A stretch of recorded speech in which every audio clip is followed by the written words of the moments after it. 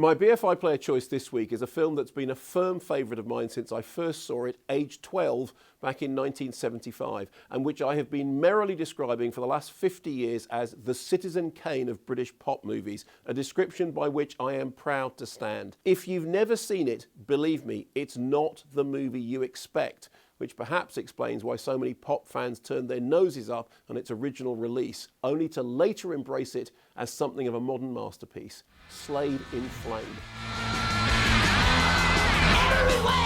Somebody wants to make us rich and famous. How do you fancy being aerobic?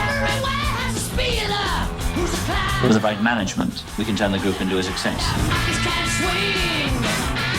We're just going to make you stand out. It's all a matter of packaging. I'm not bloody fish finger.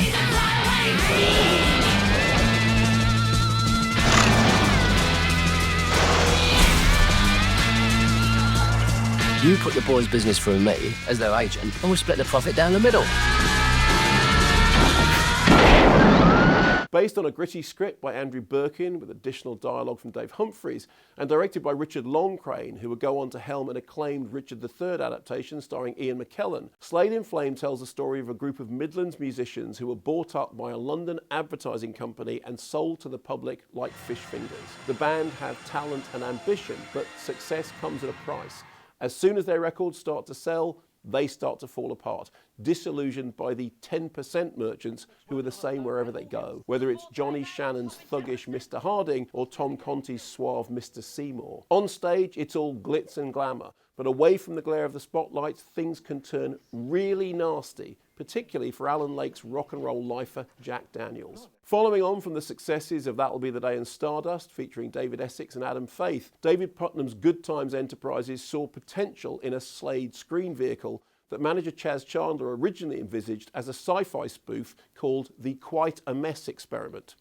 What they got was something very different, a warts and all look at the life of a rock band drawing on Slade's own individual experiences. The results proved uncomfortably close to home, too close for the band's fans, who didn't want to see behind the velvet curtain. Remember, this came out the same year that Never Too Young to Rock gave us knockabout slapstick fun with the Rubettes, the Glitter Band and Mud, the last of whom performed Tiger Feet in the middle of a food fight. Really.